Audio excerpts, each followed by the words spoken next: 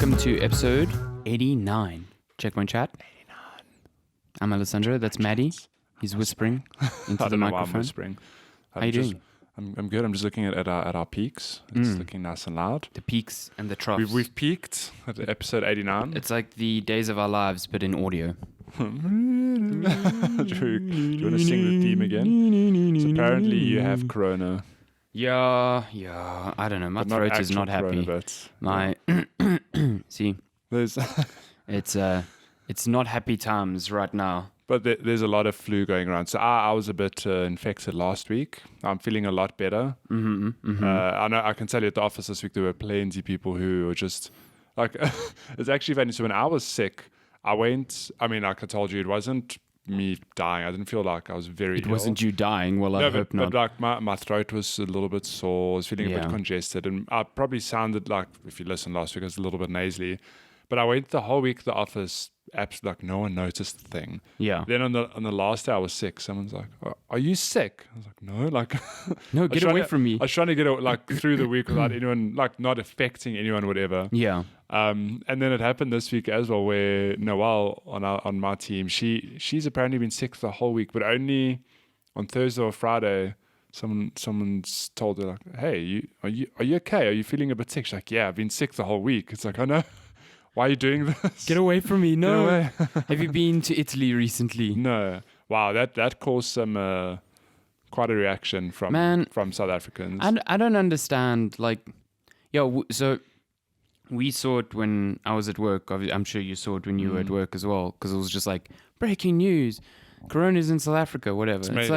And all the people freaking out are people that like have access to like medical aid and good healthcare and whatever. It's like, you'll be fine. Unless you're like 70 or 80 and you've really got immune issues, like you'll be fine. It's the people who don't have access to that I worry about. Because yeah, but it's also what you mentioned last week. It's not so much professionals worried about. We worried about the spread of it, obviously, but it's more about the fact that it can mutate. Yeah, at any point. Yeah, that is the concern. Makes it quite concerning. But the reaction of people, it's like. What blows my mind is that worldwide face masks are selling out to the point that it's causing problems for medical institutions because they can't even get access to some stocks now because the public's getting it. That's all like a misinformation thing as well, because it helps if you're sick already, stops you spreading it, but like it doesn't help. Yeah, so Lenska and I are traveling end of next month, and we've had the conversation like, well, we hope things are okay, because the way it's spreading, you don't know what's going to happen. Of course, maybe it'd be a silly idea to travel, or I don't know if we'll ever get to the point where flights are just straight up cancelled. But we were thinking like, well, do we travel wearing masks? And we, after reading up, it's like, no, it's actually just more to prevent the spread, and it doesn't actually help you from not getting corona. So it kind of defeats the whole purpose. So it's like. It's like if someone is sick, it helps them not spread it, because it's like they cough it hits a surface. But for you, you can't contract it airborne, as far as I've read.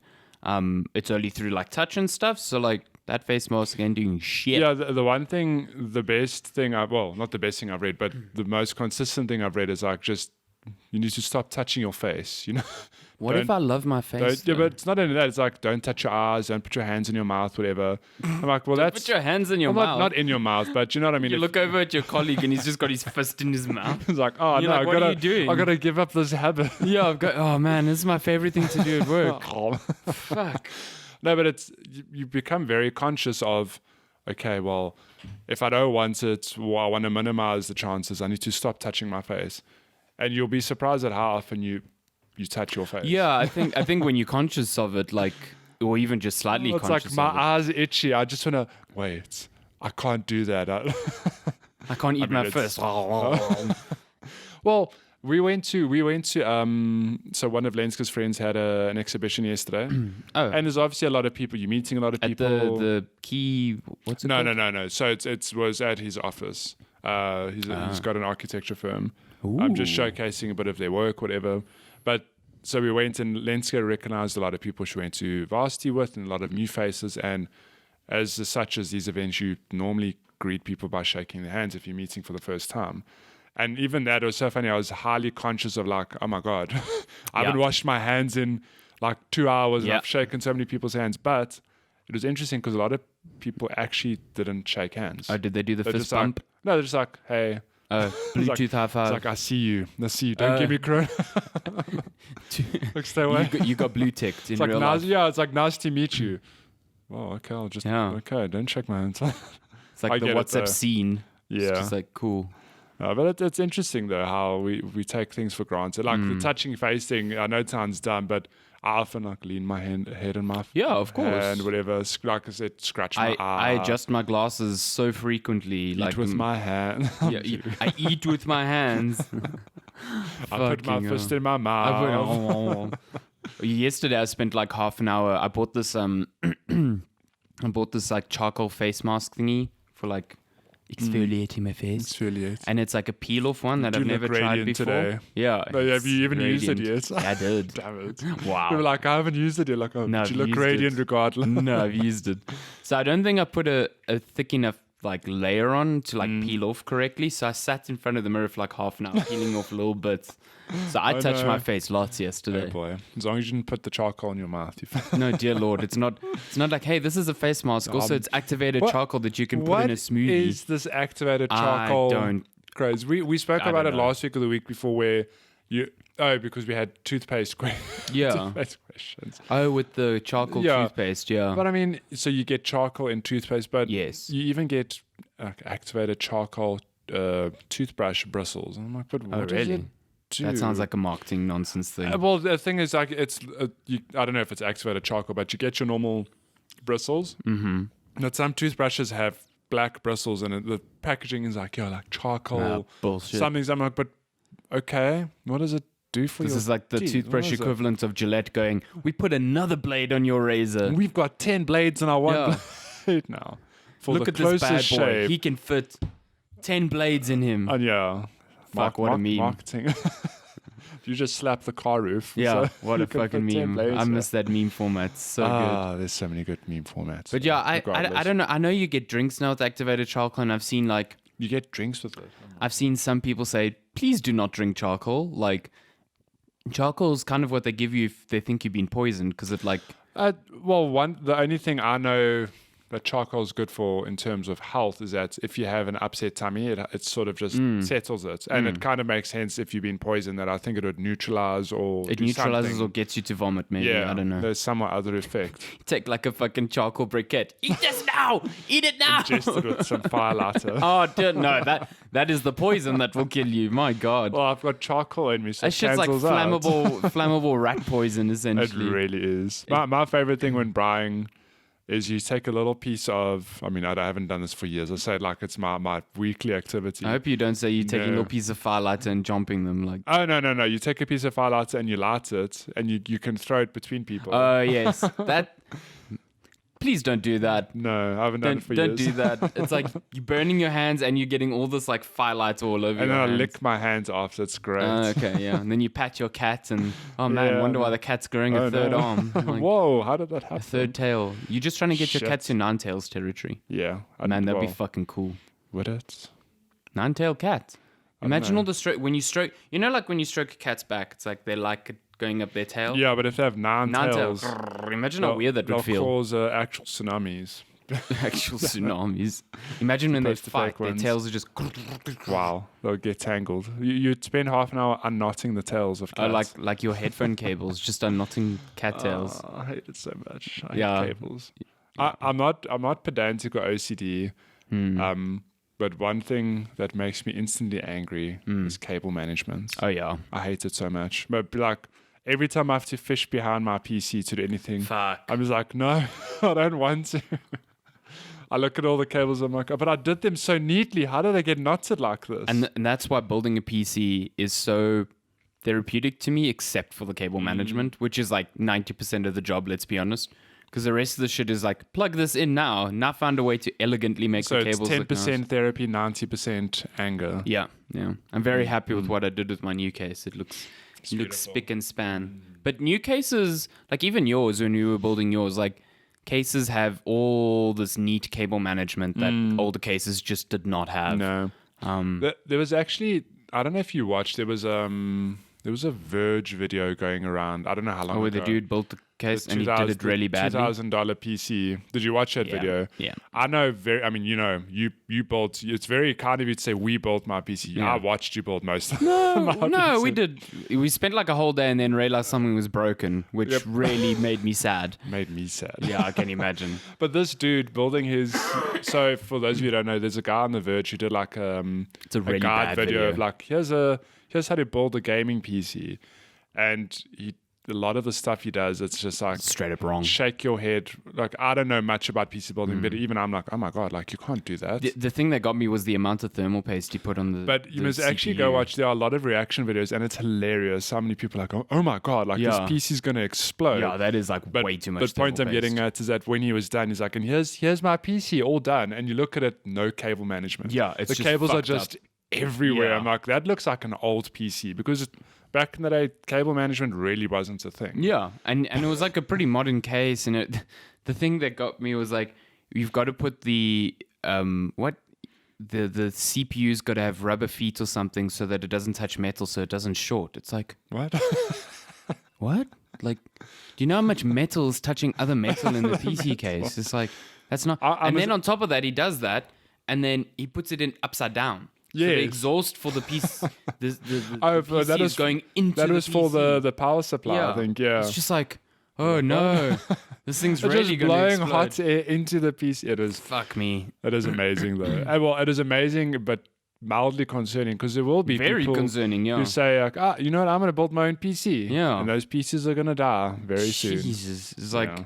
and like The Verge is a phenomenal website. Like I visit The Verge every day, Yeah. but I was just like, I watched that video. I was like, I don't know what. did no one like, vet this or like? I don't know. Oh, yeah. That strikes me as a thing of that dude still. I think he is like a journalist who still writes for a bunch of different and places. like what's weird is that like he used to do a lot of their gaming laptop reviews, and they were really good reviews. Like so it was just weird watching him do that. Maybe it was like some producers there was like, we need a video. Of I was building a just PC. saying like it's almost like he got a shitty brief of like, Yeah. yo, we need someone to do there's a market for video where people are building their own PCs. We need you to do one. It's like, but I can't do it. It's like, doesn't matter. I've never done one. Doesn't matter. No one else is available. You do it. It's like, oh, it's so easy. It's just plug and play. It's like, No. okay, cool. But when you're from like the biggest tech website in the world and you do such a shitty job, people are Yeah. gonna fucking get boy. on you. Yeah, you're all gonna die. they will. Yeah, I know that the editor. I think they took down the video. But the editor was like really strong. He was like, listen, we're taking it down because there's some problems, but we 100% do not condone the abuse that is being sent to Oh these yeah, poor no. journalists. It's like, yeah, please. Like, cool, he did a shitty job and The Verge got called out on it, but don't fucking hound this guy because he can't Yeah. build a PC. Who gives a shit? Like, honestly. Yeah. Anyway, let's check my chat, talk about video games. I keep looking at my new mouse and it's got holes in it.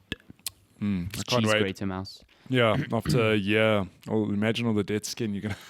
Do you know what's the weird Gonna thing? shake it and it's gonna be like, Oh, I didn't think of that. Yeah, now you regret it. The weird thing is that I feel the heat coming off the components inside, which I normally wouldn't. No.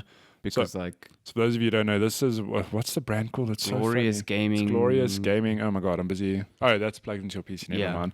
But it looks like there's this weird trend where you can look into the mouse. yeah, it's like a lot of honeycomb thing. Yeah.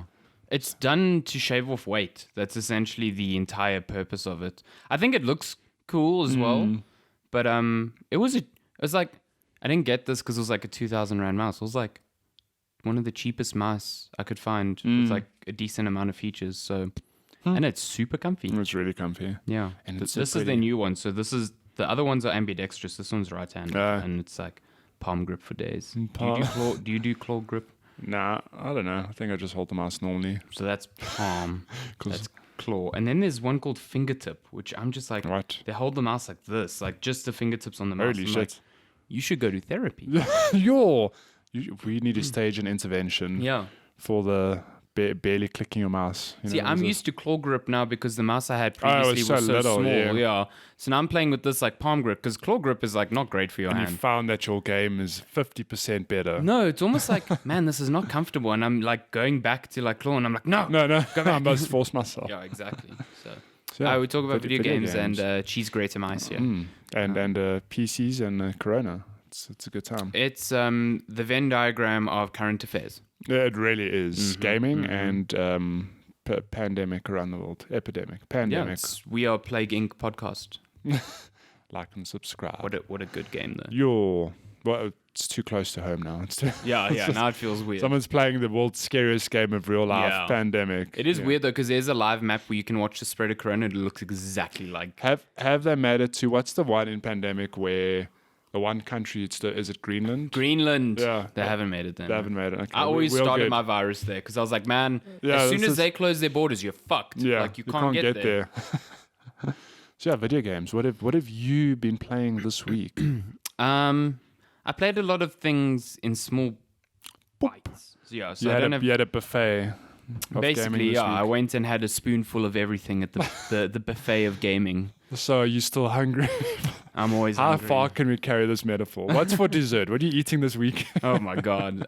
So for starters, Oh wow! I dipped my toes back into You Division dipped your 2 toes into your starter. into the mashed Wow. potato. That's This how is I eat this mashed is not potato. eating with your hands on the next level. You really don't. Listen, they say you can't touch your face with your hands. They never said anything about About eating feet. with your feet. This is true. Okay, so you dipped your toe back into the division Into two. the mashed potato of the Ah, Division 2. yum. I just want to get that visceral image out there, like toes in mashed potato. Yeah, no, it's weird, isn't it? You're Such regretting video- getting up early for Such this nonsense. videos probably exist. I can imagine Oh, someone with like a hell tub yes, of that mashed exists. potato. There's like a Facebook for feet. Oh no! Yeah. So you played the Division yes. 2. Yes. The Warlords of New York expansion came out this week, and I haven't tried that, but sorry, I'm dying. Along with that, there was like a big update to the Division 2, bringing like whole new. They call it Gear 2.0, like a whole new system for Oh. gear. Lots of quality of life changes, and also just like re-experiencing some of the quality of life changes over the past year, because I kind of fell off pretty sharply from Division 2 after launch. So I went back in, I started a brand new character because I'm like, I started on a new platform, so I had to start a new character. Basically that game looks pretty good still. It's quite, I still prefer the New York setting. I like the snow. I like the whole thing of like, it's snowy and it's Christmas, and then all my gear is like these like gas masks and like big chunky parkas and stuff like that. Like now it's like, cool, you've got khaki shorts. So, okay. I think a lot of people missed the New York setting from the Division 2. I think I actually missed the winter more than just the New York, because I don't have any attachment to either city. But yeah. I think the winter just gave the game a look that was different and nice. Yeah. It was cool. But this still looks good. It's like when there's rain and lots of water, reflections look really good and stuff. It's a good game. What I have noticed is gear is far more easy to like pass now. Like the game surfaces a lot of information. Well, information that was always there, but it was like quite vague, especially when it came to skills. Like I didn't really understand what my skill score did versus my damage score versus my armor. Because like those three individually, I'm like, cool, I understand what they do, but they're interlinked in a way that wasn't really made clear by the game. And I feel now it's a bit clearer to say, cool, if you have this and this, you'll get advantages like like a skill point of this will help your damage this way or help your armor this way, stuff like that. It's also like when I pick up a gun and there's mods, the mods immediately tell me what they're doing. Yeah. Okay. So the inventory is a lot easier it's still a bit of a mess, but I think like with all their systems, they can only make it as simple as possible. But I think getting around it and equipping the stuff that I need is a lot easier now. That's cool. So that's cool. I also found that when I went to the quartermaster, which is where you get all your like skills, like when you level up, you can spend skill points on like equipment and stuff. It's like instead of magic, you've got high-tech weaponry that can help you. And what was neat was that every ability had like these 3 bars, which was like, I think it was 3. It said like overall, then it said solo, and then it said co-op. So it was like, hey, if you're playing solo, this is a really good skill to have because it'll help you. Or like the chem launcher, for example, which applies like debuffs on enemies. It's like, this is not really good for solo because you kind of need a partner, so you actually debuff take and then they do advantage, yeah. damage. Yeah. So that was really cool because I didn't remember that originally being there. So I picked skills that really, they looked fun to use, but they really didn't help me. You were flashy, but you had no punch. Exactly. And then on top of that, I feel like they've just tuned the difficulty down for solo play because I remember that playing solo, that game was like almost impossible. I mean, definitely wasn't impossible, but it was difficult to the point where I just didn't want to stick with it because like every fight I was just like dying, or every mission I was dying a few times. And I feel like they've made it easier, but I also feel like they've gone way too much in the other direction. Because I played the first mission at least, I was like, this is piss easy. This is like not even challenging. And I remember especially the last boss in the first mission is like this armored guy on this roof of a hotel. I remember dying to him a lot, and now I like didn't even need to reload and I killed him. You peed on him. He was like, oh. Yeah, it froze and it killed him. So I don't know. I think playing solo now is far more viable. And I want to stick with it more because I want to see this New York stuff. It looks really cool because it's a whole new map, and I don't give a shit about the story, but whole new map. You gotta shoot stuff, and that's cool. Yeah, shoot stuff. There's like the stories about some ex-division agent guy who went bad. Apparently ties back to the first game. I'm like, I don't fucking know what people happened would give a shit. Like, oh my god, I can't believe John. Even people I know who are huge into the division don't give a shit about the story because the story's kind of like it's just there. It's whatever. But yeah, it's good. Oh, that's good. It's good. If you had an Xbox and played on Xbox, we could play together. But you don't have either of those. It's so weird because I think the reason I steer away from playing games like that is that I know I enjoy it, but I know there are massive time sinks. Yeah. And I mean, I know I'm such a hypocrite because I play games like Counter-Strike, which, you know, there's no actual progression, but I just enjoy playing it. But I do tend to prefer playing like enclosed experiences. So, you know, games that have a beginning and an end. Well, at least for now, I mean, but it's been a long time since I played a like looter shooter or... It's like linear games or your cigarettes and... Games as a service. Wow, or your vapes. this is just the episode with the best metaphor. It's like you have a defined beginning and end, and the vape you just have it there. You just have it in between. Yeah, my Counter-Strike's my vape. Is that what you say? Yeah, you're just taking a good drag of fast-paced action. Rush B. Yeah, Rush B. As you're blowing it out, it like makes a bee in the cloud. Oh wow, Jesus. Yeah, but I know if you manage that, I'd be very impressed. God, one day I'll practice. Said no one ever. Yeah. Yeah, you've actually stopped vaping. I've just realized. Yeah, have you? Since like November. Yeah. Damn, you get it. You stopped vaping. I stopped vaping. To stop telling. Don't need to tell people. I like how you looked around. You're like, wait. No, it only just dawned on me. I was like, holy shit! I actually haven't seen you vape for a while now. Yeah. There's a guy in the building. So we moved to a new building in January, and we've got a building that's just. It's almost like imagine just like over the road from us. It's not really a road, but it's like very close to our building. And there's a guy who's on their balcony who vapes. I often want to like just open the window and be like, hey, it's okay, we get it, you vape. like go back inside. Like, please what? do that. Or when I hold up a sign, just like don't say a thing, just say he looks around and it's just like, hey, yeah, we get it. We get it, you vape. Just like stand there in the window. That's what he looks like. What? Or like put it, like stick it on the window so whenever he glances at your office, like, oh my God. Amazing. So what is your next course in this delicious buffet of gaming? The main course, the main entree. Meal. I think we both shared the main meal.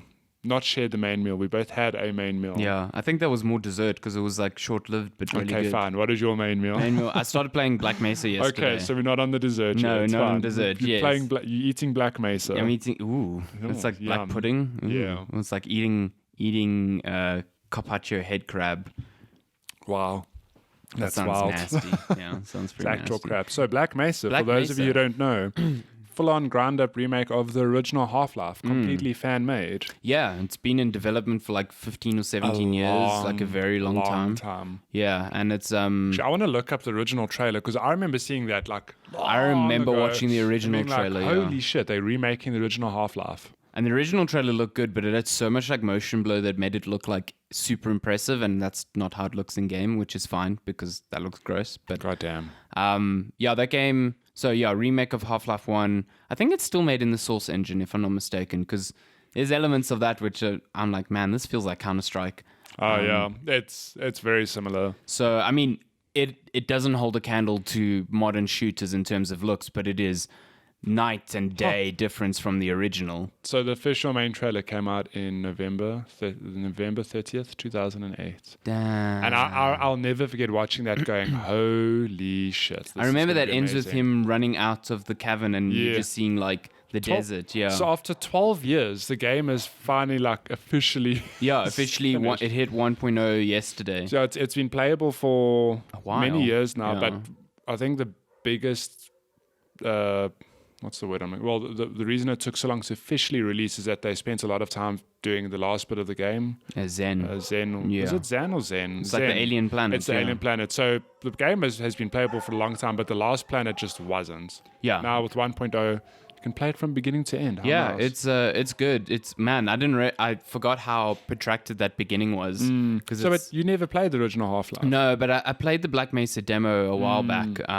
And I remember the beginning is just like this tram sequence that goes on forever. It goes on forever. It does go on, but It's good. you need to think of when Half-Life came out, it was like 97, 98.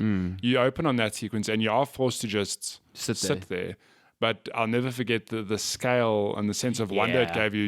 You literally, I mean, the games before that, the shooters before that, at least that I played, were like Quake and Wolfenstein. You know, Much very smaller much in scale. no yeah. story really, just you literally shooting and like running through. That forced you to sit down and look around like, holy shit, this is a big place. And also there's- just like listen to the announcer. Like there's narration happening, Yeah. the announcer, and you just look at all these environments, and then eventually you get to walk around, and it's just incredible. yeah, it's like you're going through this massive like deserts and seeing all these interlinking parts moving. It's pretty impressive. It's even by today's standards, I think it's quite impressive. Like the commitment to that world building in the first 10 minutes. It reminds me a lot of, and I'm sure that's no accident, of Bioshock. Like you get into the when you go bathysphere back, and you when you go to Rapture, Yeah, exactly, you're it's forced to very look around. similar, I mean, I'm pretty sure they got inspiration from Half-Life for that. Yeah, 100%. Because it feels almost identical Yeah. in that manner. But yeah, the game. So it looks real good. Well, it looks good. Like the character models are still weird and the voice acting's still like super strange, but it feels endearing in a way to be like sort of like hokey. But yeah, the action is just really good still. It's like it's much slower paced than you're used to, and you're always kind of like having to scrounge for ammo a little bit. Like always, it's not straight up survival horror, but I always feel like I have to be looking out for ammo. Remember when I played the game as a kid, I was terrified because there's nothing more scary than a head crab jumping at you. It And really the was noises, like, the holy noises shit. they make Yeah. are super. It's horrible when you walk around a corner and they just throw a dustbin at you. It's like, Yeah. what the fuck? And not only that, I mean, there's a flashlight as well. A lot of dark areas in that game. Lots of dark areas. I just have it on permanently, and then when I accidentally turn it off now and then, it's like, oh god, this is all dark. Can't Yeah. see. It's cool. It's the little. I never realized this before, but the little aliens that come in with like a single eye, they remind me of Abe's Odyssey so much. Oh yeah, they actually Yeah. have like, it's almost like they were borrowed from that universe. Yeah, and they do the weird little dance thing and shoot energy at you, and I'm like, okay, yeah. Are they chanting? Yeah, Whoa, yeah, I've been exactly. possessed. What's going on? But I basically, the reason I'm playing this now is because I want to try and get through all the Half-Life before for Half-Life Alex. I never actually realized that. So are you going to replay Half-Life 2? Yeah, as well? I don't think I ever finished Half-Life 2. What? I think I always got to a point and just fell off. I'm very interested to know how you reacted because I don't know if that game holds up today. Yeah. I think by modern shooters, yeah. it probably has some dated mechanics. That being said, still, if you can appreciate it for when it came out, Yes. then you'll enjoy it. I think that's the thing. When it came out, it was so revolutionary, but I think it doesn't feel that way anymore because so many shooters have done what it does. But it's like, I was looking up the times yesterday. It's like Black Mesa is like 12 hours, Half-Life 2 is like 12 hours, and then like You'll get through them pretty quickly. Yeah, episode 1 and 2 are like 4 They're hours super short, each. yeah. And I didn't realize then you can play like opposing forces and blue shift, and those are all story things as well. Yeah, that is one of the coolest thing as well is that so I played opposing forces like way later. But there's nothing cooler than realizing that. So Opposing Forces takes place, same storyline basically, but when you're playing in Half-Life, you fight through a lot of soldiers. Opposing Force, you're playing from that perspective. You are one of the soldiers just trying to survive the madness at this. One of the Combine. Oh, no. In the facility in the like original the security. Half-Life. Yeah. I think that's Blue Shift. No, then. so Blue Shift, you're one of the security guards. Yeah. But the soldiers you're fighting now, that are trying. Okay, yeah. You're playing you're playing from their perspective. Okay, yeah. got you. Which is really cool. All set in the same universe. You see, I didn't know. I thought Blue Shift and Opposing Forces were just multiplayer things. So I don't know. Opposing Forces, I think, if I'm not mistaken, your mission is like to find Gordon Freeman. Because, he knows too much, yeah. What does he know? That there's aliens? That there's aliens. Gordon Freeman, surprisingly accurate and a well-trained scientist. Yeah, I saw it was like at the beginning, it's like age 27 and he has his like PhD in physics or something. It's like, okay. That was like the best thing for nerds back then, especially because it was like, holy shit, this is a cool nerd. I still don't understand what's really happened. I just know I was in the suit, and then I put a thing in a laser, and then I got transported to alien land. And now aliens are here. And now they want to cover it up. Yeah. And I know in Half-Life 2, like, the aliens are part of, like, well, not normal life, but they're everywhere type of thing. And the Combine are weird. And well, I think there's a period of time that's obviously passed. I need to understand what the whole Combine nonsense is. Yeah, and then don't forget you've got G-Man. Yeah, I saw him at the beginning of. He's just in an office talking to someone. Yeah, but that's 100% from the original Half-Life as well. Alien? I don't know. But you'll go through most of the game, and then it's actually so funny because you'll be like fighting through people, and you'll run through. And you'll look up, there'll be a window. He's just like looking down, watching you. And then he sees you and he walks away. It's like that's creepy. He's just monitoring you. That's so creepy. It's wild. Read up some theories when you're done. To be like, who is this guy? Who's G-Man? Yeah, who's G-Man? So yeah, I'm super keen because I know Half-Life Alyx is a prequel to 2 because you play as Alex Vance. Yeah. Is her dad in the Black Mesa facility? I swear. So it's funny because in the original, I don't think he was there. Yeah. Like I don't ever remember actively talking to him. Because I definitely saw a guy there. I'm like, but then in Half-Life 2, when you meet him, it is like, like we used to work together at Black Mesa. So I think they must have put him this in. remake, they put it in as like a little because he's definitely there. Like I swear to God, I heard Dr. Vance, and I was like, oh, okay. Yeah, I think that's just fan service. They put him in there. That's pretty cool. That's a nice because I played enough Half-Life 2 to get to him and get the gravity gun and stuff. So I know who he is. You never played episode 1, episode 2? No, I never played episode 1. Man. I'm very curious to see how. I know the part of Half-Life 2 I hate a lot is the swamp, where you have the little bike on the water. Yeah, that's still early on. Yeah, and I hate it. I hate it so much. Yeah, I didn't mind it. I hate it. Anyway, Black Mesa's pretty. It's $130 on Steam. Super worth it. I'm probably gonna play a lot of that today. So having a good time with that. It's a good time. Yeah, I haven't had a game in a while where I was like, I need to go to bed. And I'm like, okay, after this section. And then like an hour passes. I know. Fuck, I need to go to bed, But 1 more hour. Yeah, exactly. So finally we get to dessert. Do you want to introduce dessert? Because you partook in dessert as well. I did. Delicious, ice-cold Final Fantasy VII remake demo. If Final Fantasy VII remake was a dessert, what would it be? I don't know. I think it'd be a meringue. It's a remake, so it's like a classic but reimagined. I think it'd be a meringue because the meringue whips look like Cloud's hair. A deconstructed meringue. Ooh. There we go. Deconstructed. I don't know what that would look like, but it's shiny. Very pretty, very shiny and delicious. Yeah, Final Fantasy VII Remake is very shiny. It's very shiny and it is super... You played on base PS4, right? Well, I got a Pro. Oh, do you have a Pro? Yeah. Okay. I played on a base PS4. I heard it looked phenomenal. Don't know what sorcery... And it ran beautifully as well. It runs perfectly, no slowdown, and it looks real pretty. So you're playing on a Pro. I'd love to see it. It must be, I don't know, maybe smoother, not that. I think the much of a muchness, Yeah, it's a much of a muchness because it's like, I'm playing on a Pro, but I'm playing on a 4K TV as well. So it's like it scales. Yeah. But yeah, the game is incredibly beautiful. They're using Unreal Engine 4, which is different to the engine they used for 15.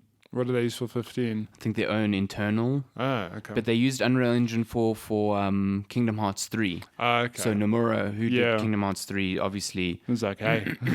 Yeah, obviously comfortable with that. And it's just kind of incredible how great it looks. Yeah, it's... So if you haven't realized, the game's very pretty. Yeah, it's But obscenely it's pretty. not only pretty, it's really incredible.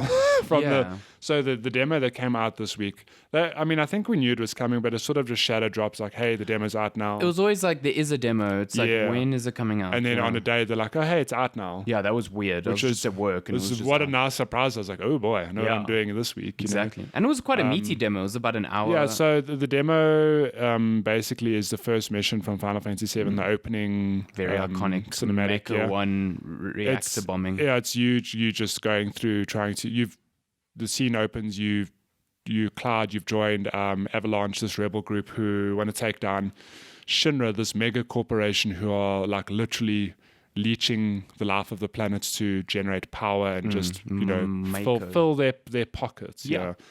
Very relevant story. Yeah, it's funny because I played the game as a kid. Get politics out of my games, Matty. I played that game as a kid, warming. and that message was obviously lost to me because I'm a kid. I'm just playing this awesome RPG. Yeah. But I've obviously replaying it years later. It is like, oh no, the messaging is very relevant. Like the game came out in political game. The game came out in '97, and it's still relevant today of how like we're killing the planet and shit's got to change. But point is, so the demo is just that opening hour.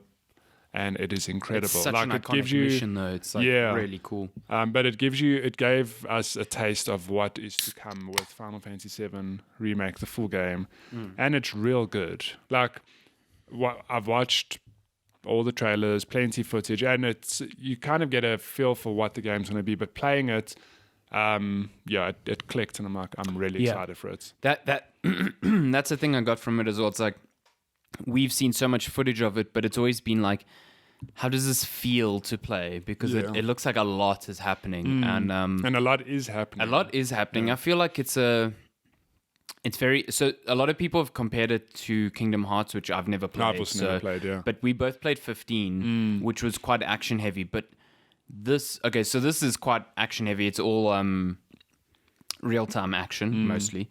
But I feel like I'm doing it feels more purposeful than Final Fantasy 15, because 15 I felt like I was just holding a button and watching Noctis like hop around. Well, yeah, 15 was you switching between weapons, holding a button and like dodging when attacks came in, and what is it, like warp attacking, which is very satisfying. Oh, it's so satisfying. But at the end of the day, you weren't like, at no point was I thinking I need to use, like, I don't think I even used magic.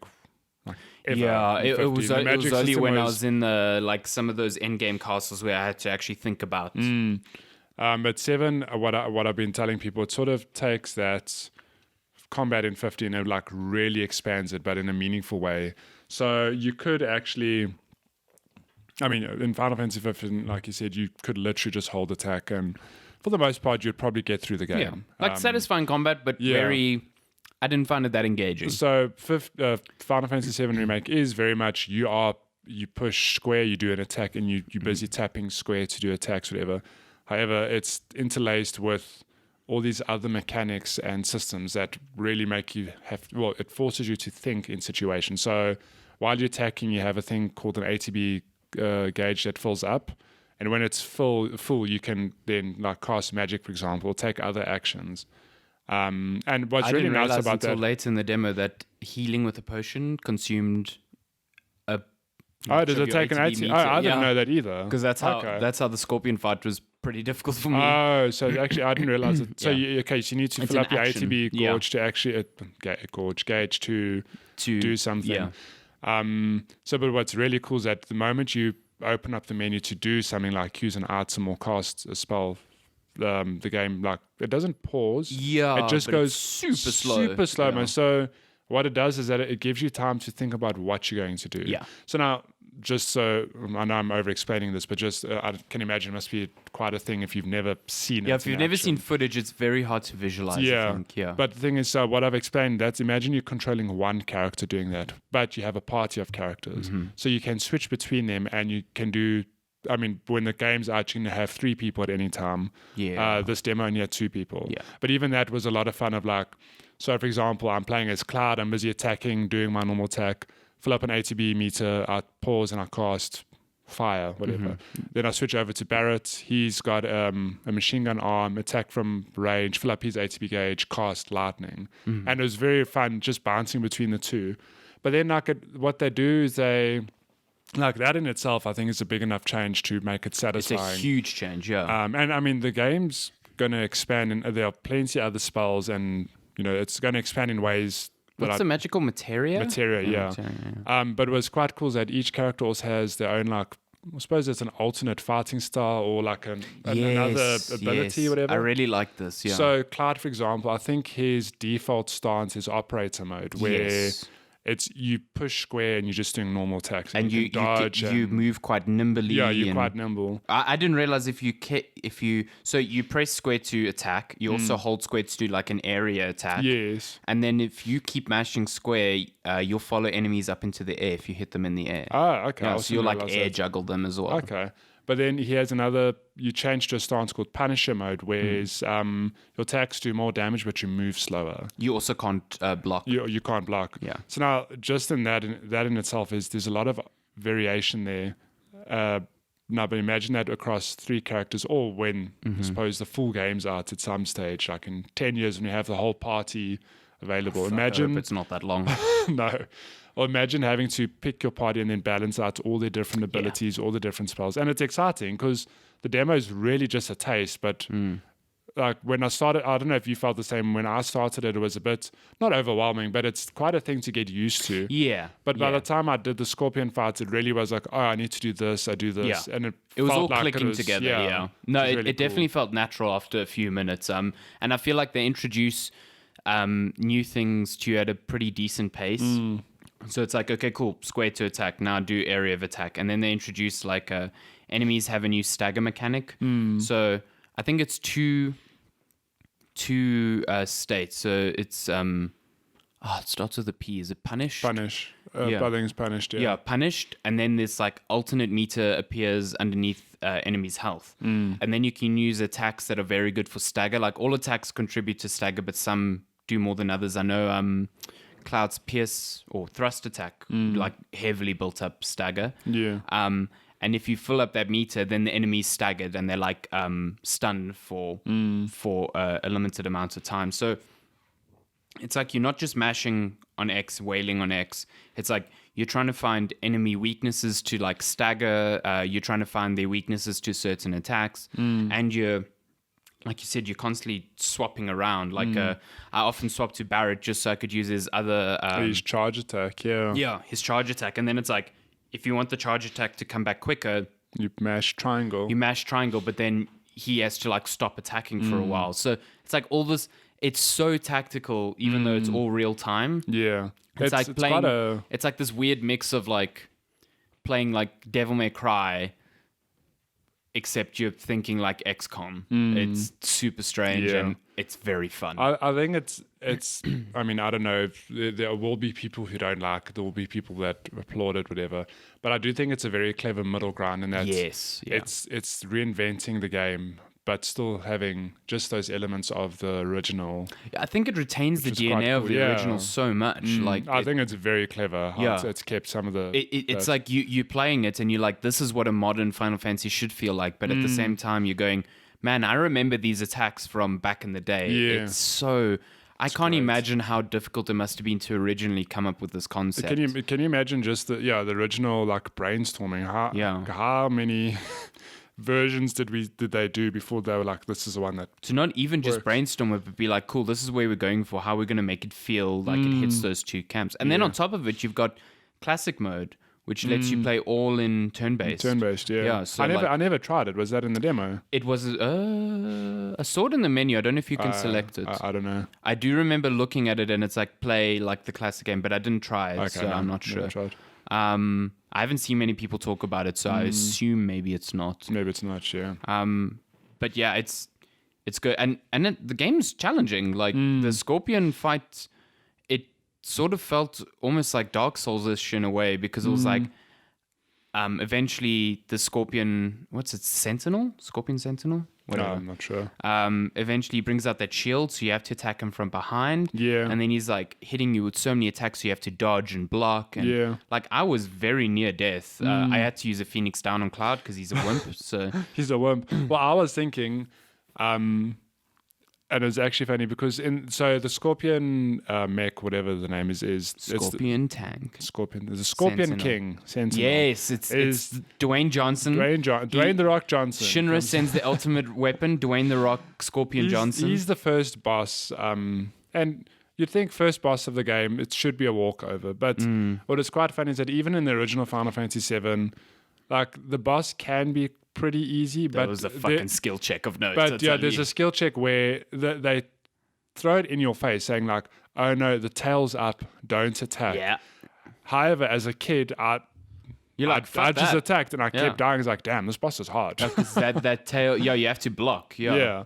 But in the modern day version, what I'm trying to get to is that despite being the first boss, it's not a thing of like you can't just mash your attacks, just cast spells. You actually have to stop and think and really be tactical about it. And that's cool because it just means that throughout the game, well, I'm hoping that for the other bosses that follow throughout the game, it is going to be the same thing of like, okay, you've got access to more spells, more abilities. You really have to stop and think about how you're going to take this boss down. The first thing it made me think of is like, oh god, the Sephiroth fight is going to be ridiculous. Oh no, I didn't even think about that. Yeah, exactly. Oh my word. Because that back in the day was hard. Yeah. Like I'm just like, oh no. Oh boy, I don't want to fight Genova. Yeah, She's gonna kick my ass. But it was kind of cool. It's like even here the Scorpion tank, Scorpion King, sorry. Scorpion King. Puts up its tail and you've got to hide behind debris. Which felt a bit hokey, but like it reminded me, it's like, oh yeah, you can't attack when this thing is up. I also felt like I like how they've retained that, but it also was like you got to hide behind this conveniently placed debris. Yeah, I was just like, no. Like, oh, no. okay. And then it blows up really like It's like unconvincingly. yeah, like, okay. Also, was Jessie always so horny for Cloud? Jesus. I think in the original she was infatuated. She does not hold back, hey? No. Like she's just met this dude. She's like, yeah. Yeah, wow. Also, her costume's dumb. Oh gosh. Yeah. No, but that's very She's much got how. like pointy metal boobs. Oh, okay. I haven't paid attention to that. I was just like, You got to stop looking at the boobs. This is so dumb. It looks like ice cream cones, but metal. Oh my. Well, then it's just leaning heavily into the original. Yeah, I mean, fair enough. It's like that shit was polygonal then. So, it's leaning in. But it's. Oh man, the only thing I didn't like about the demo, Barrett's voice acting really got on my nerves. The voice acting's not It was of so his. overdone. I almost want there to be the Japanese option so I can just have the subtitles. 100%. Because then I'm like, yeah, this I know it's a Japanese-made game. Here's how shit I agree. sound. Yeah, I agree. But what I really like as was that they've really spruced up the dialogue in that. Yeah, there's a lot more. There's a lot more going on, and it's just funny. Like, so in the original, Barrett was very much like, hey, Cloud, you're an asshole. Yeah. I'm paying you, whatever. But this one, it's like, they've really given them both a lot more. They've like given them way more personality, especially Barrett. I feel like, damn, this guy really is. He cares for the planet. He's just trying to get this job done. He doesn't like Cloud at all. Yes, but he doesn't trust him. Some of the lines are cheesy. Like, but oh yeah. I'm like, but I mean, they it's can't fine, change yeah. it all. I feel like if they change the entire tone, then people are like, oh, this is not really. It's like when they remake a movie and they go for the gritty reboot, you know? It's like they're not trying to do that. I think it is actually on kind of funny, their impressions. Tim Geddes was saying that it's funny how there's still like the elements of cheesy, but they almost acknowledge it in the world. Yeah. So Barrett does have a moment where he's like, you know, this reactor's like literally sucking the life out of the planet. I can hear the planet crying, and the Jesse and Cloud are like, dude, just chill. Like, oh no, you're being a bit weird. Cloud's you know? got the best. He's like, can you really hear it? And he's like, hell yeah. And he's like, you should get some help. Yes, yeah. So like, Fucking it's funny amazing. because they retain that, but they still acknowledge it. Like, dude, like what the hell? The best was when Cloud said that, and Jesse's like, oh. She's like, how dare you? Yeah. My best is that Barrett calls him Soldier Boy. Yeah. And I just keep thinking of the rap. I'm like, what? Soldier. Yeah, he's just got. Someone needs to mod that in there. Oh Soldier my Lord. Boy. Every time he says that, you just break out into Like, dance or something. Oh God. The point is, demo real good. Really good. It's the. I can't remember the last time a demo. I knew I was excited for Final Fantasy VII, but after this demo, I was just kind of like, holy shit, this is beyond what I thought it would be. This game needs to come out now. Unbelievable. Like this is like game of the year what's shit. cool is that right it's here. not that far away. Yeah, April 10th. So it's like just over a month away. Very excited. And we are going to get a Resident Evil 3 demo at some stage as And we're well. getting Resident Evil 3 on the same day, I think. Is it the same it's day? April 3rd, so it's a week It's before. a week before. Yeah, but it's also coming soon. Nemesis. There was a whole story, we'll get to it in news yesterday, where Oh it my seemed god, like with Nemesis in the safe rooms. yeah, it seemed like Nemesis was able to get in save points, but it's not true. It's not true. So We'll get there. apparently there's some points where you can save, but they're not safe rooms, and Yeah. Nemesis can follow you there. So I think people then thought, well, Oh my god. this is a save point, yeah. So, but it's not we true. will dive into that. Fuck, that would be terrifying. It would be scary. So yeah, that's our main meals.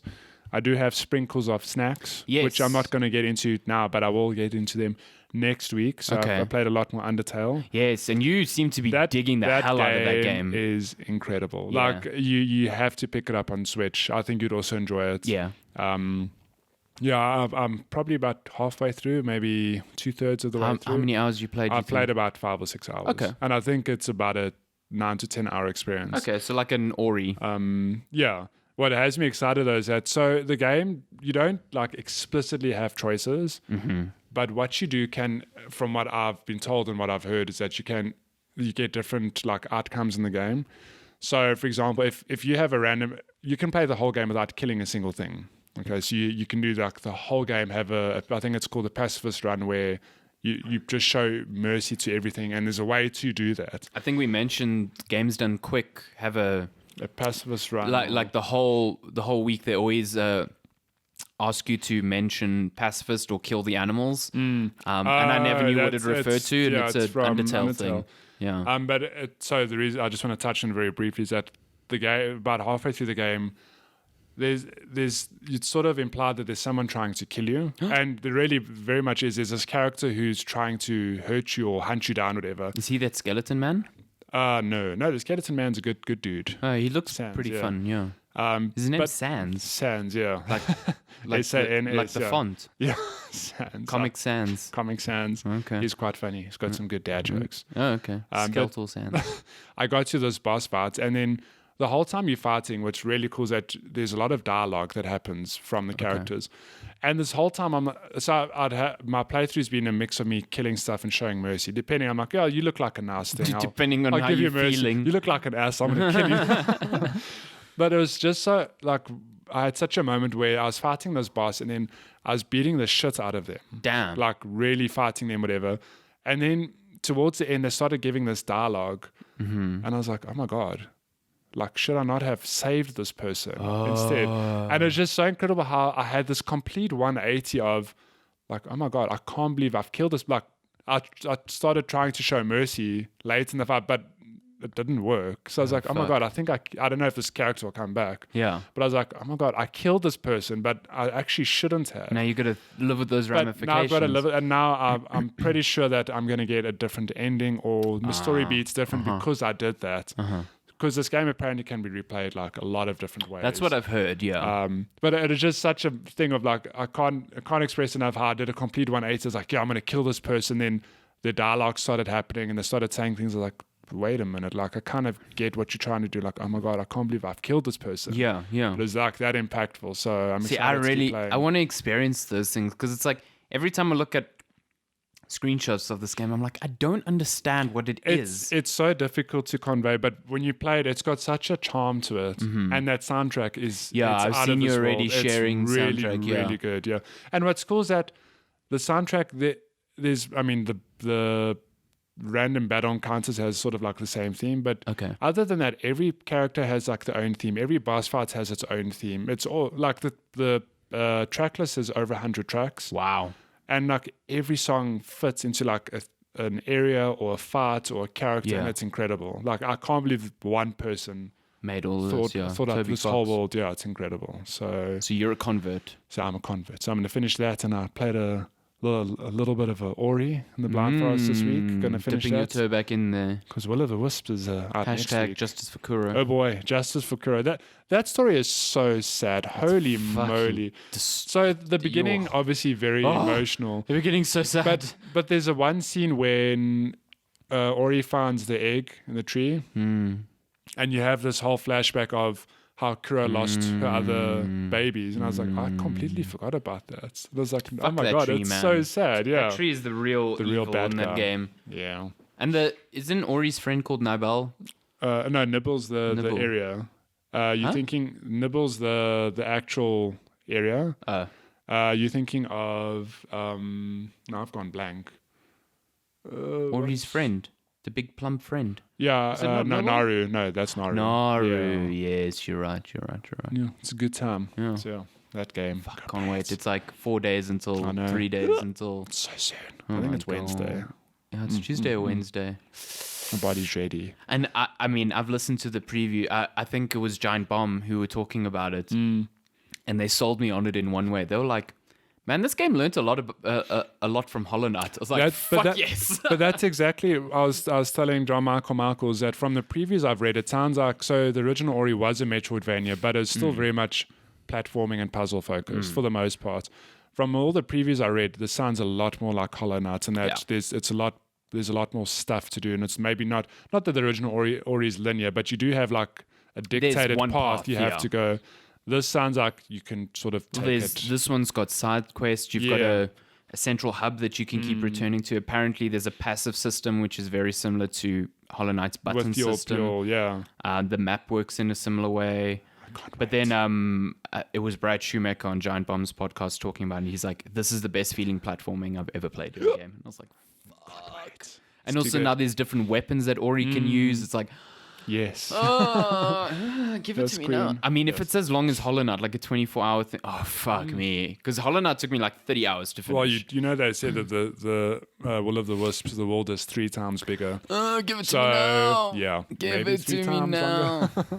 I just want another adrenaline rush like the escape from the Ginzo tree. At Ginzo tree sequence, still real good. They did say there are more escape sequences here, so they know what people want. Yes, Queen. Love Yeah, it. I just want that and like Bash, because Bash is the best ability in that game. I was thinking the one ability they cannot not have is Bash. Yeah, Bash is so like I feel like Ori is just a tutorial until you get Bash. It really, you actually get. I mean, it's not fine to the game. No, it's not. It's like 2 hours in. But you get a lot of other shit before you get Bash. Yeah. Because I kept going. I'm like, this is the tree I get Bash. I'm like, oh no, it's the charge, whatever.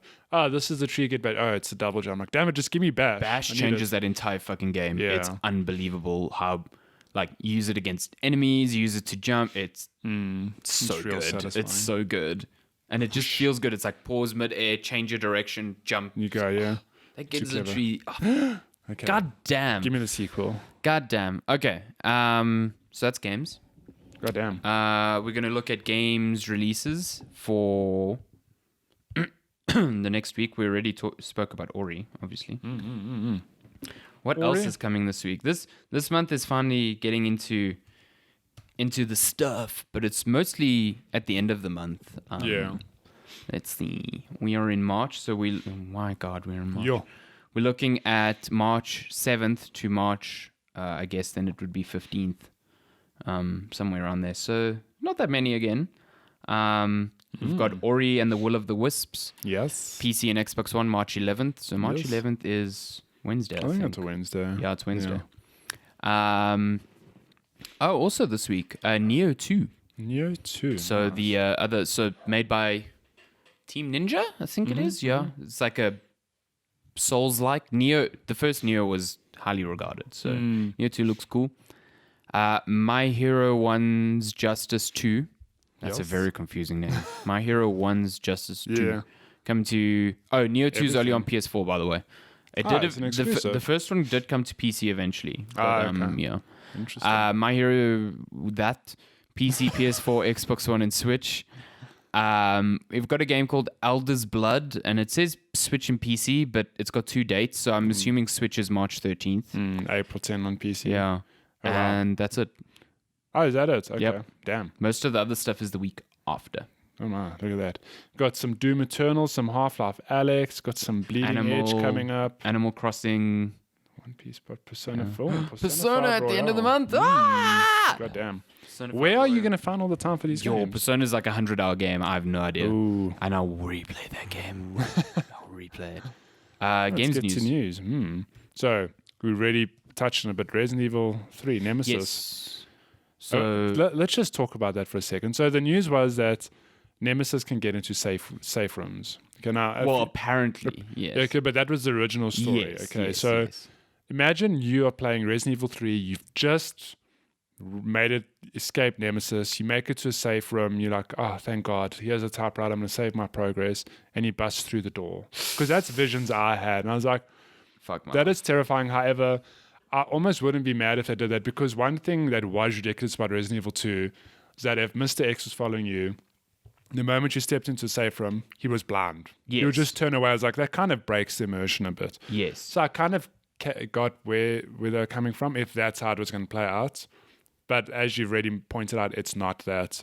There are certain parts in the game where there happens to be a typewriter, but it's not actually a safe room. Yeah, so And that you can like get in there. which in itself is different, because I don't think in RE2 at least you could save anywhere that wasn't a safe room. Yeah, there were one or two areas. Like I know the lobby of the police station, I think zombies could get in there.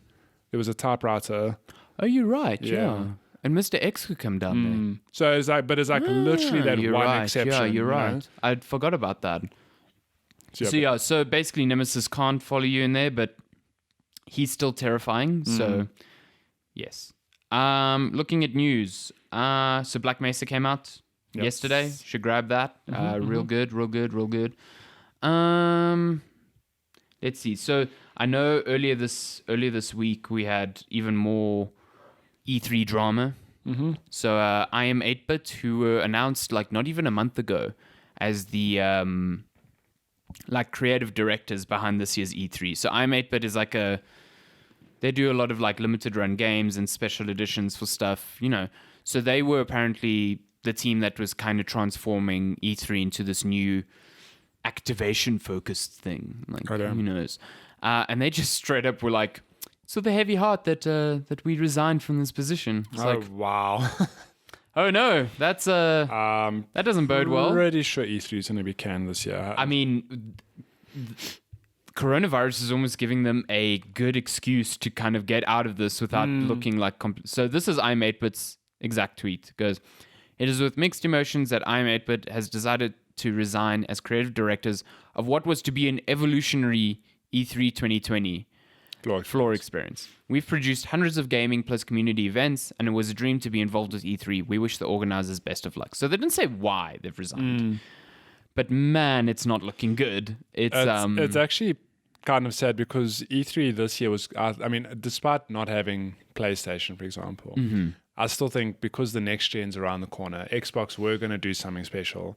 And just the show itself, I was hoping would be bigger in terms of game reveals. Because like we're in the middle of generation shift, so it's going to be weird. It's weird, like potentially not having an E3 in a like you said, in a hardware year. Yeah, damn.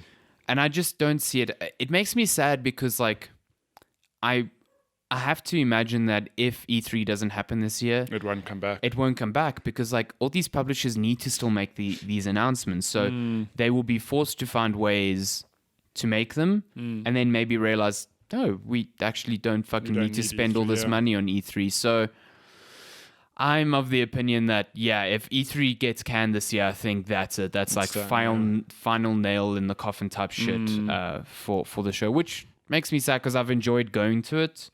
It's more than just it's more than just a show for me, because it's a reason for me to see other people and stuff like that. So I don't know why this website's not loading. Is your internet alive? It is.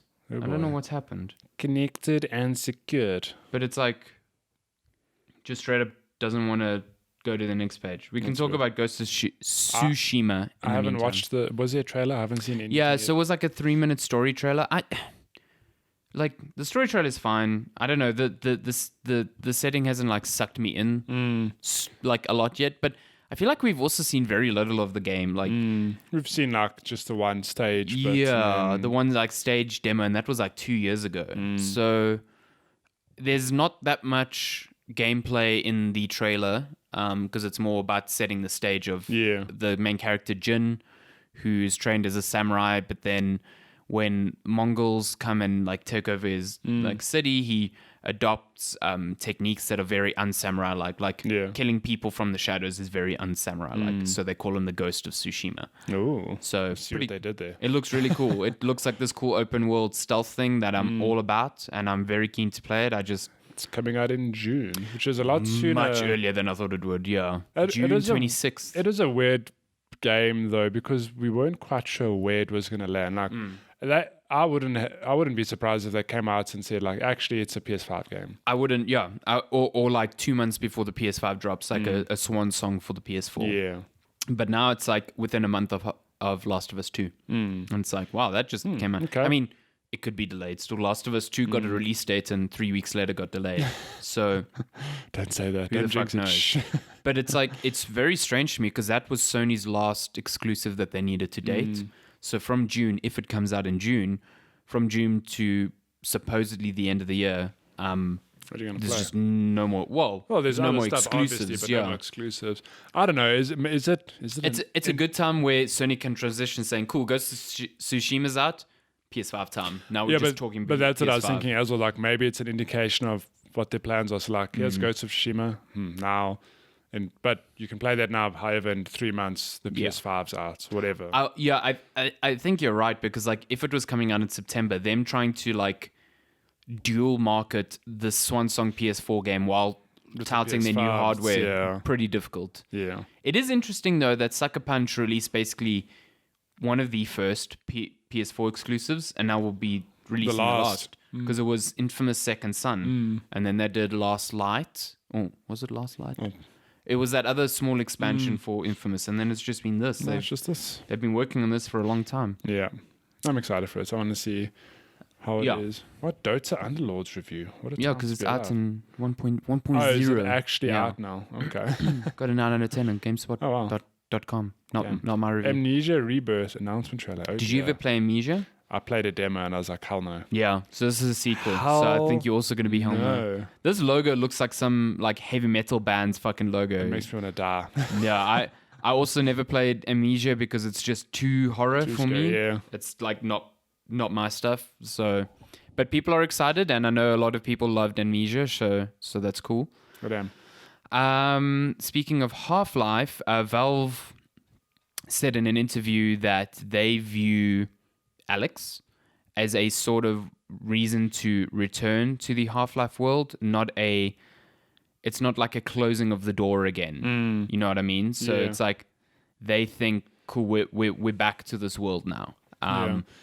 Which they didn't say specifically if that meant, there's going to be a Half-Life 3 or more games or whatever, but who knows? I think they're gauging interest. I definitely think so. But one thing we also didn't mention, this week they unveiled more gameplay from... Yes, there were the three gameplay trailers. Short trailers. And very good. Very cool. Yeah, very interesting. I'm curious to see how it reviews and how it actually is. Because I'm just really hoping this is Valve returning to their glory. Because, I mean, like we've mentioned earlier, Half-Life 1, when it came out, was revolutionary. And so was Half-Life 2. Like Valve... Before they sold hats and ran a store, they were making, like, setting the benchmark for games almost. And I really hope that Half-Life Alyx is sort of this benchmark VR game. I mean, it's looking like, I think what was cool in the 3 videos was they showed 3 different types of movement. It's like the teleporting, then the sort of like, not teleporting, but you say where you want to go and you walk there. And then the free motion. But that combat, the last video, was just so... dynamic. It was like this little like area, and you weren't just moving forward and shooting gallery. You were making your way around, like flanking. And I mean, there's one part in the demo where whoever was playing opened the car door to cover. Yes. That's cool. It's so like it's like the proper promise of if you think you can do it, you can kind of do it. Yeah. So. Yeah, and the gunplay looks really fun, and it looks quite atmospheric. So that's kind of why I want to play Half-Life. Like, I want to go into Alex. I want to understand, like seeped in that knowledge. Yeah. Call of Duty Modern Warfare got a Tamagotchi. I know that's which you feed with kills and kill streaks. Yeah, because gaming. It's weird though, because it's like one of those. I forgot that watches were a cosmetic thing in Call of Duty, and like this is just a cosmetic item that is like sort of like alive, which is that's amazing, super weird. yeah, It's weird, but it's kind of interesting. it's weird, but it's kind of like funny as well. Like I kind of love it. The really good Twitter account that is, you've seen that Twitter account, like, can you pet the dog? No? There's a Twitter account which goes through games and basically answers the question, can you pet the dog in this game? Like, yes, you can pet the dogs in The Witcher, or you can. So they started a new account called is there something behind the waterfall, which is phenomenal. Is amazing. I need to follow both. It's really good. I think the one they showed that was the most interesting so far was in Mother 3. You can go behind the waterfall and then it asks you for a password and you have to stay still for 3 real world minutes and then it goes, cool, come in. What? How the fuck would you know that? Oh my gosh. Who figured that out? Someone like got there, thought, oh shit, man. I just put down the I'm going to go controller. use the loo, come back, like you can come in. Oh my God. I forgot that there was in Breath of the Wild, there was a shrine behind a waterfall. Yeah, there was. There was, yeah. I remember using the radar and being like, where the hell is this thing? Got to get behind here. Yeah, get behind the waterfall. It's time to replay Breath of the Wild. Oh, I think about Where's my direct Nintendo? Every second day I think about that. Goddamn. What else? I think that's most of the there wasn't really... stuff. James Bond got delayed because of coronavirus. Goddamn, everything's been canned or delayed. Yeah. Ghost Recon Breakpoint's immersive mode that was delayed at the last minute is coming this month, apparently. So we'll see if Ubisoft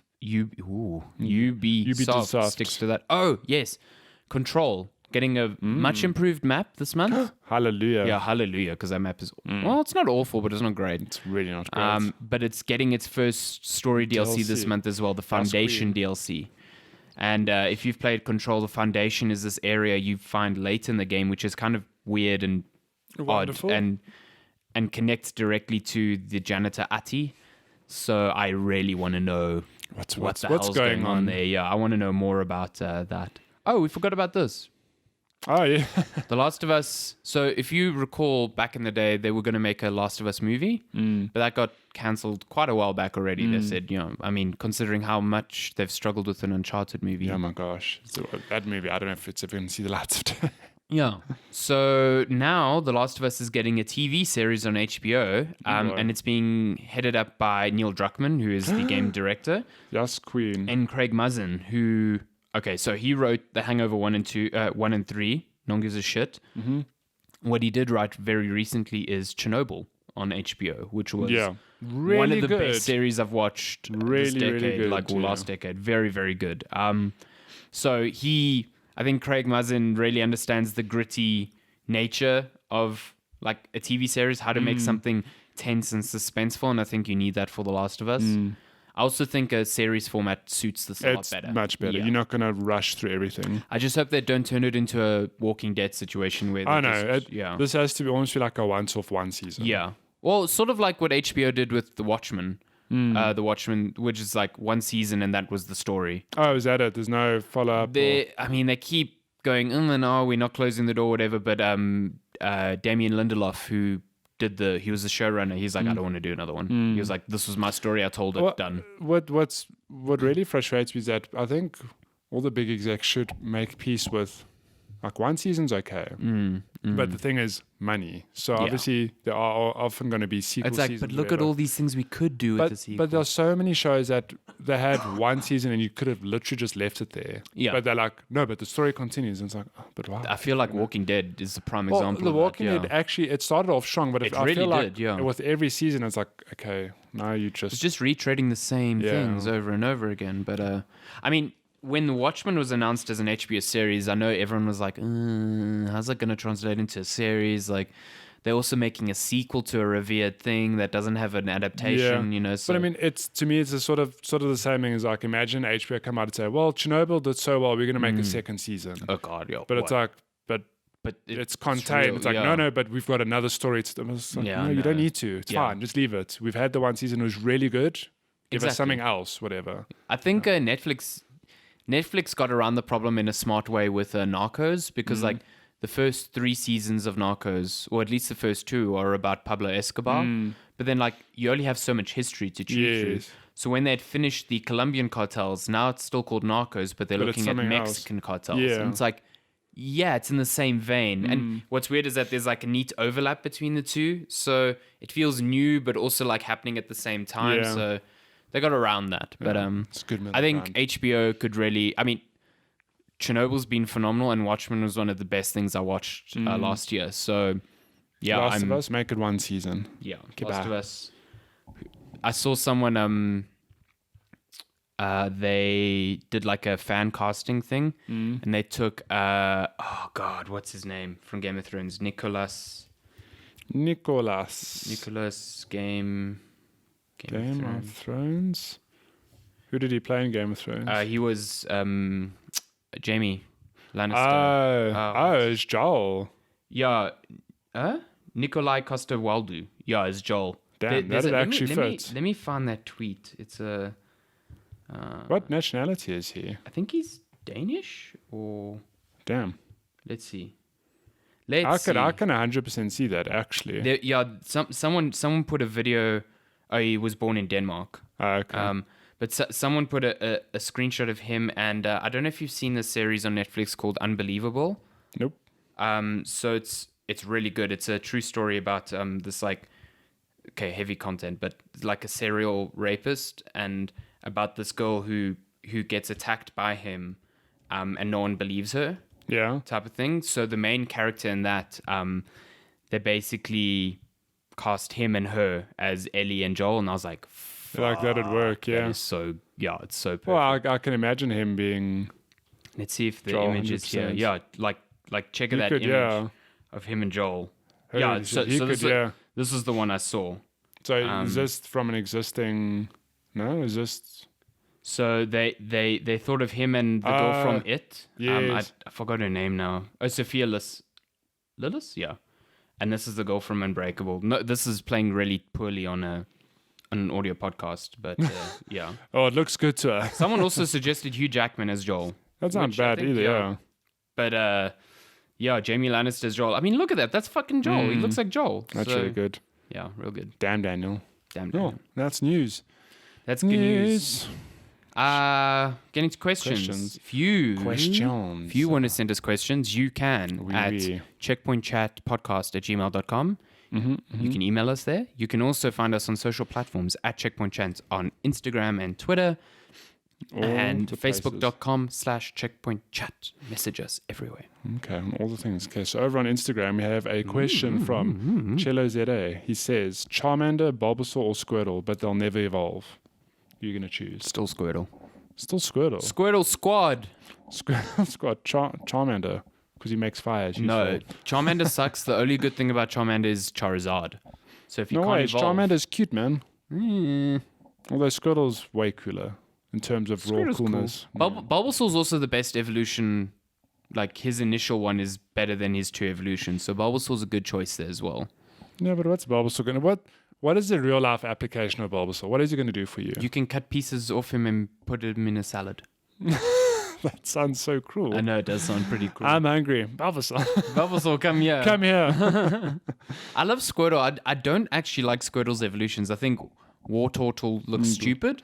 Wartortle's like Thor Squirtle. Exactly, yes. I was It's thinking like the old same school thing. Thor with like The he's two got little like things the in weird his little ears, yeah. And then Blastoise is cool, but like he's just like looks so different from what Squirtle is. Yeah. I love Squirtle. Squirtle Squad is the coolest when I'll they got take sunglasses. Oh my god.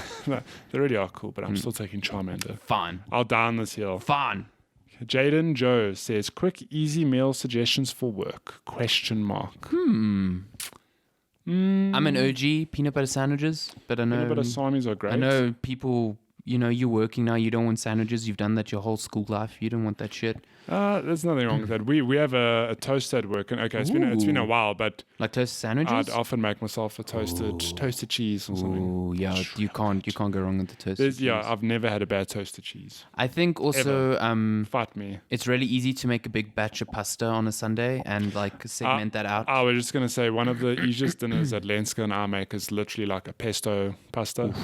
You just boil pasta and you mix pesto in and it's delicious. If you want a little bit more, you just like not great, but break up feta over it.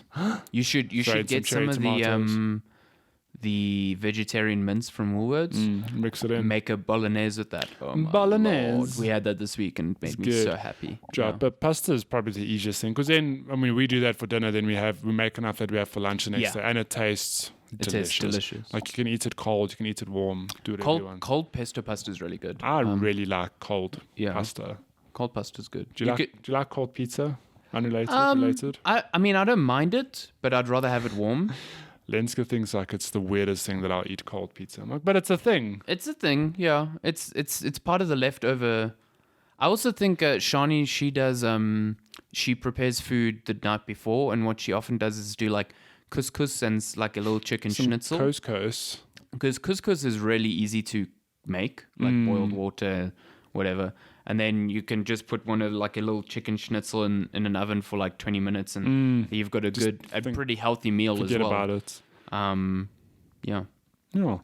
Don't be like me and buy food from Woolworths downstairs every day. No, don't do that. I'm wasting so much money. Oh my God. Okay, we have a whole lot of questions. However, I'm going to start with from Megs, but we also got an email from Malesh, and this is the best. Do you want to read this? This isn't necessarily a question. It's not a question. It's a good. It's titled "A Heartwarming Tale."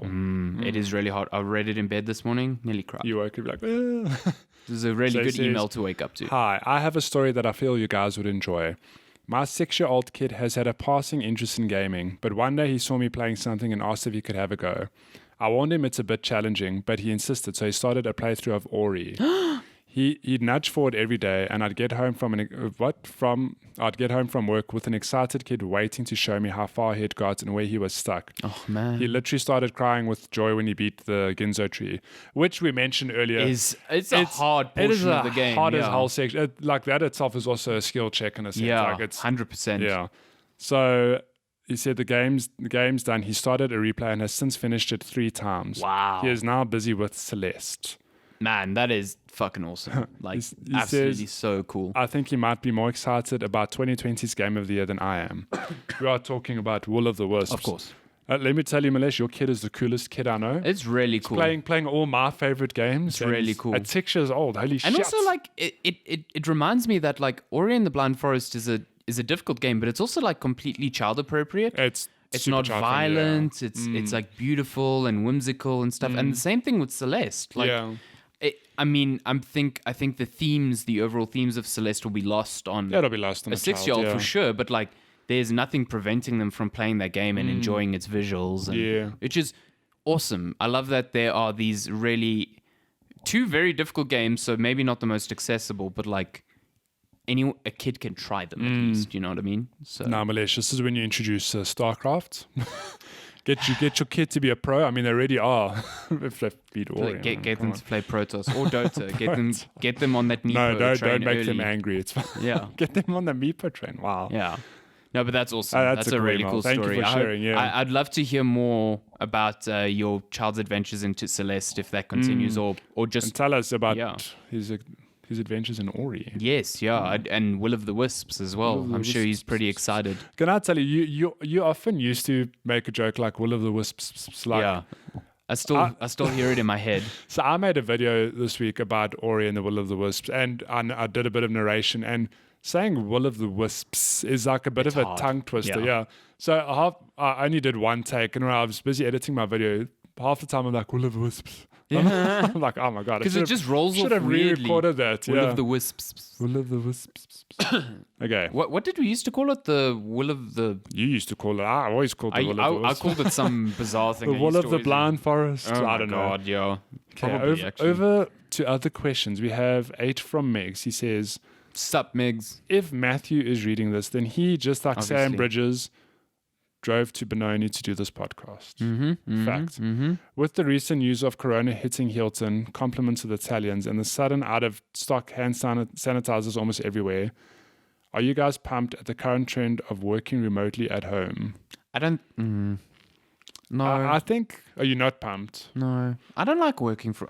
What? I'm one of those weird people like, yes, I would love to not be able to drive to work, whatever. But I also feel like it's healthy for at least my mind to have a separation of this is my work environment, this is my home environment. Yeah. That's why when I'm at work, I do my work, and when I'm doing like freelance stuff, I do it at work. And then when I come home, this is my chill this is your environment. Like, chill place. because otherwise it's very difficult To like when you're separate, working at home, you get to 5:00 and you go, oh, I need to finish this one more thing, you know. You never, And it's hard. I've got friends in Cape Town who they're in a tourism business and they work from home. And the guy, my friend, he will often tell me, he'll be like, I won't even realize it's 10:00 at night and I'm still working. I'm like, that's so unhealthy. That's bad, yeah. So yeah, I don't know. I mean, from a medical standpoint, Look, yes, 100%. The thing is, I enjoy working from home. Like we did it for Lazy Gamer / Critical Hit for a I think long that's also time. why I'm over it as well, to be honest. Yeah. But it'd be difficult because I actually really enjoy going to work.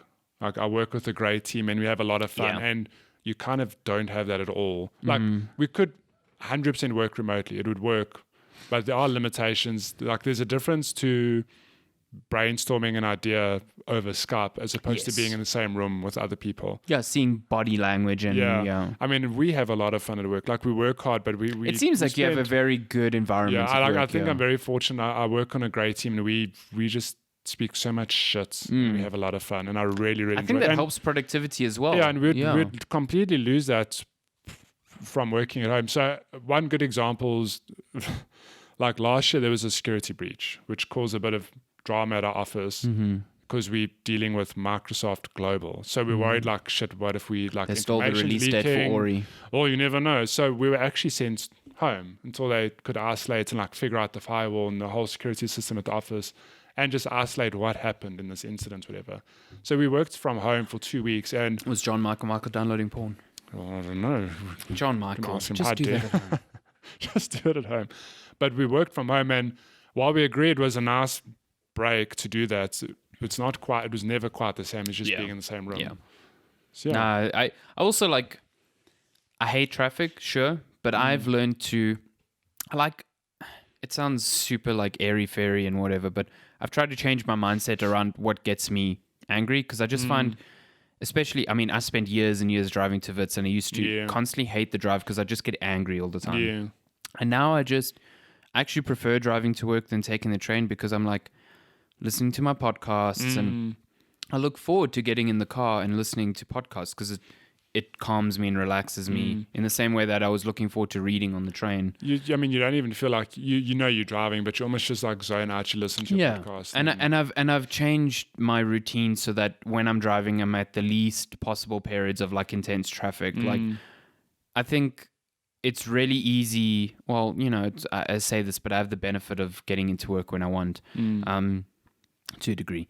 But like, as much as you can do that, just try and remove the stresses from your life, and you'll find going into the office isn't that bad. It's not that bad. It's not that bad.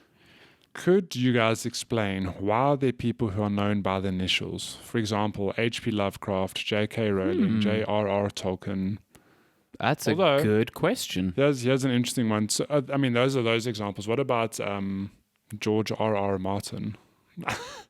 We get a bit of both. We get his first name, last name, and then his middle name, initials. This just makes me wonder what J.K. Rowling's real name is. It's Joanna. Is it Joanna? Joanna. I don't know what the K stands for. Joanna King J.K. Rowling. Let's see what her full name is. I think her first name's Joanna. Yeah, it's Joanna Rowling. I don't know where the K is from. J.J. Abrams. That's like even his name, even on the poster, that's how they put his name there. They put J.J. Abrams. Yeah, J.J. Abrams. Steven Spielberg. Don't call him S. SS. Ooh, awkward. I don't know what the K stands for. All I see is Joanne Rowling. But it's a very good question, because I don't actually know why. Like, in interviews, everyone just calls J.J. Abrams JJ. Like, just his nickname, I guess. But then in Spider-Man, you get J. Jonah Jameson. So it could be J.J. Jameson. What is the K for? I can't figure it out.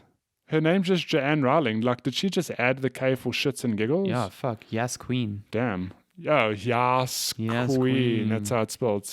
J and the K. Joanna Queen Rowling. But I think it differs though between people, because it's not only like that. You said you get a J.J. Abrams. I think across film and music and writing, I think people just choose how they want to be perceived. Yeah, Because there are people who you have the full name. There are people who just have initials. There are people who have made up names, or like the K there clearly seems like it's been made up. So she could have been J. Rowling. But I guess like when she became famous, I mean, like with Harry Potter, her name on the books was always J.K. Rowling. Whereas you look at other authors like I don't know, Dan Brown. It's not D Brown. He writes Dan Brown. You know, I wish it was D Brown. D Brown sounds like a DJ. Well, it sounds like a rapper. Like, yo, you read the new book from D Brown. Yeah, it's lit, Dr. fam. D Brown. So I don't know. I wish I knew, because now it's just like bugging me. Actually, it's like you're gonna pay such attention to it now. We've forgotten the most important abbreviation though. Who? Animal Crossing's KK Slider. KK Slider. Wow. He's the dog that plays the guitar. He's a KK Slider. KK Slider. What does a KK stand for? We have someone in GameSpot in our Slack whose name is Kevin. I can't pronounce. How do you his spell surname. that? Kevin. Oh, get out of here. So we just call him KK, and he loves. I don't know. It's like, I mean, Animal Crossing. Well, he actually loves Pokemon. So Pokemon. I suppose it's the same as me, for example, where family calls me Matthew, but everyone else, my gaming friends call me Harry because my nickname's Harry Knees. Everyone at work calls me Fig because of my surname. And it's actually so funny when new people arrive, we introduce ourselves. I don't even introduce myself as Matthew anymore because no one else calls me that. So I'm like, hi, I'm Fig. And people are like, I must give people credit, because a lot of people, if I had heard someone's like, my name's Fig, I'm like, what the shit? Fuck is wrong a lot with of you? people are like, oh, hello, nice to meet you. Nice like, to meet it's you, absolutely Fig. normal. But in their heads are going, what the hell? Well, I mean, I've had people in the past be like, oh, so Fig, what's your surname? I'm like, funny. No, what? M Fig. M Fig. A Barbosa. A Barbosa. Or like Alessandro B. My initials are MF. I'll just be Alessandro DS Barbosa. That's DS my middle, Barbosa. That's my middle name. That's amazing. Wait, what's your middle name? De Souza. DS. My mom's maiden name. Alessandro Nintendo DS Barbosa. Ooh. Alessandro DS Light Barbosa. Fuck wow. yes. I'm into this now. Alessandro, have your chances increased to move to GameSpot HQ since your mentor left the hot seat? No. Who left the hot seat? Well, I don't necessarily think it was my mentor, but Mike Mahardy from GameSpot left yesterday. It was his last day. Oh. Mike Mahardy is an awesome dude. He often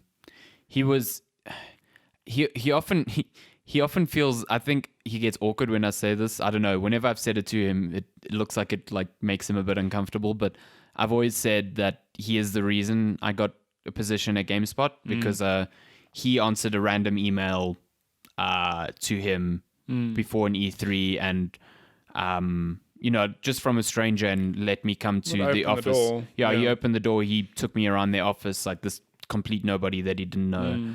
And introduced me to all these people like Peter Brown and Callie Plaggy, who I work with today. So without him opening that door, I don't know if I would have been writing for them now. So I owe a lot to him, and I wish him the best. Yeah, do we know where he's going? He hasn't said. No, I think he was on the Giant Beast cast yesterday, because he used to be in the San Francisco office, but I think about a year or two ago he moved to GameSpot's New York office, because he's originally from New York, as far as I know. So he was on the Jump Bomb East podcast there. Okay. A lot, but he hasn't said where he's going. So, but I wish him the best. He's been at GameSpot for a long time.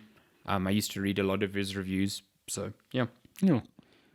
Good luck. Good luck, Mike. Do you guys have a preference on shoes, either by brand type, color, or material? Converse for life. Adidas and Nike. I just wear, I really just wear Converse, like 95%. I like Converse. So what it comes down to is just what color do I want to wear on the day. So I wear my black pair, my white pair, my yellow pair. I struggle a bit with Converse though, because we don't get half sizes here. So you don't have a size that fits you properly? Yeah, so like size 9 is supposed to fit me properly, but my feet are a bit wide. So Converse are a bit narrow. Yeah, so I struggle, and the 10 is too big. I mean, when you put on, is it just like very uncomfortable? Is there no room? No, it feels fine. Like I put it on and it feels fine, but then over the day, like it feels like the sides of my feet are pushing inwards, so my little toe gets fucked. Because I find when I buy a new pair of Converse, they do feel very tight. But if you wear initially, them, yes. if you wear them in, they absolutely fine. But Yeah. No, I've got 2 pairs of Converse in the cupboard. Like, I'll wear them, but like, I know people like Darren who wears them to E3, and I'm like, fuck no. Like, no. Not Those, a chance you in need hell. walking shoes for that. Yeah, no. If I had to pick a pair of shoes that I absolutely adore lately, it's Adidas Ultra Boosts. I know you had them for running. I don't use them for running. What? Oh, no. I Ultra Boosts, had yeah. a pair, yeah. And I just wear them like I'm wearing some. But right now. they, what's cool is that they work as both. Yeah, and honestly, as an everyday shoe, the most comfortable shoe very I've ever comfortable, worn in yeah. my life. Yeah, unbelievably Goddamn. light. It's just a pity that they're 3,000 rand a pair. Yeah. expensive. Well, get them on sale when they're 2 seasons old, Yeah. because they're literally the same shoe. Well, that's all the what I time. do with my running shoes. It's like, Yeah. this is the older model, but it's like No one cares. 600 rand cheaper. Yeah. I mean, so it's not like a car where Nah. in the last, or PC, like the last 2-3 years, this revolutionary new technologies come out. I'm like, no. The new Adidas Ultra Boosts are the same thing. They just look different, and they are 3,000 rand. And I'm like, Damn. not a chance in hell. With autumn and the incoming winter coming upon us, what are your recommendations for the incoming season regarding gaming entertainment? Would Matthew say more Counter-Strike Go? How about Alessandro butting in to shout dreams for the masses? You haven't even played Dreams yet. No, I've been bad. You bad I feel person, like I how need dare you. a day with Dreams, because it's not like a pick up and play game initially, because you need to learn all the things. So, yeah, maybe, a nice blanket, some nice blankie, tea, and some dreams. How about some Ori? This week's going to be wild. I mean, we've got a very stacked winter for us. I mean, April and May are stacked, and now June Too much. with good games. So our winter's got some good shit going on there. You ready? Yeah. Would you rather have X-ray vision that you can't control and is activated at random for a period good of 20 Lord. seconds, or have the ability to retaste, not re-eat, the food you consumed, not older than 24 hours prior? Wait, Choose wisely. sorry? So you can retaste it, but you can't re-eat it. Like, you're not going to re-eat the food. So you can just like activate the taste in your mouth. I would go for the taste one. I would also go the X-ray one would be annoying, because if it happens at random for a period of 20 seconds, I mean... Imagine you fucking driving and suddenly you X-ray vision. Whoa! Or like you're playing a game and then for 20 seconds you just have to stare at the inside of a TV. Oh, my word. That sounds... Sorry, this is complete sidebar. I went to a family birthday yesterday, and we were just talking about traveling, and one of my godmother and her husband, they told us a story about when they went to America. They put their stuff through the X-ray machine, and they went to the other side to collect it. The woman behind them put her dog Oh my God, through the X-ray through machine. the X-ray machine. That poor dog. But I think the dog was fine, but... Well, maybe now, but 5 years later. Yeah, but apparently when you looked at the screen, you could 100% see its bones and everything. Oh my God. There's so much X-ray Like, in there. But like, I know it's like hectic, but how can you imagine how comical it must have been to look, and there's just like a dog sitting. Imagine the like, operator bones. just sitting there. The It's dude, just no, like, the dude freaked bad. out. It's like, oh my yeah. God, why'd you put your dog through the machine? Now imagine that happening at random. Bag. What the Dog, fuck yeah. is this? Oh This my dog's God. got drugs in it. Oh God, could you imagine? Like, this dog's got cocaine. It's got cocaine. Jesus, that's funny. Alessandro. Oh my Lord. Insert Matthew Goldfish gasp here. Do you keep your dogs outside at night, or do they stay inside? If they stay inside, is it in a separate room, or do they sleep in the rooms of various people in your home? So both. So Yeah. we have 4 big dogs that stay outside, but they've got like a room around, literally a room, where we've put like very old, couches we've put out of commission, put it that way. So they've got couches and blankets. So in winter we don't lock them up there, but we put them in there and they're super warm. Not They've got outside all the dogs. things, yeah. And then inside we've got a lot of the smaller ones. I mean, medium to small size dogs. Most of them sleep in baskets with my mom in the mom's In room. the basket. In the basket, yes. Every now and then I'll have one stay with, like Ziggy stayed with me last night. That's Paw Patrol. Yeah, Paw Patrol. And Chelsea, the little sausage dog, sleeps with my dad. Damn. You guys are not, Let someone break. You sport for choice. Let someone break in. Oh my God. Fucking, I won't even There's a wake dog in this room. Let's try another room. Oh my God, there's I won't 3 in even this fucking room. wake up. I'll just hear the carnage and that will be that. Ah, Jesus.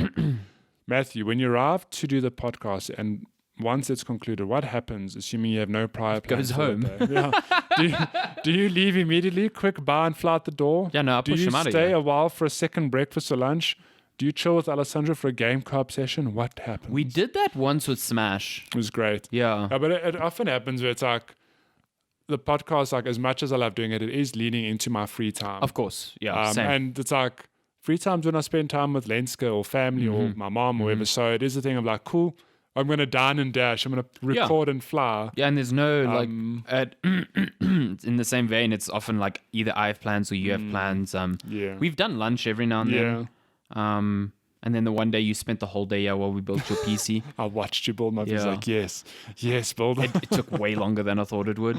Oh my God, that day flew. Jesus, yeah, it was like 4 o'clock. I think it was like 4 or 5 in the evening, and then we were like, something's broken. Something's not working. And it was just so sad. Oh, I was so like, so I mean, it wasn't excited, even my PC, and I felt sad because I was just like, fuck, man, I spent all this time. And the thing is, like, I didn't have another PC to go home to. So that was my PC, and it doesn't work. Yeah.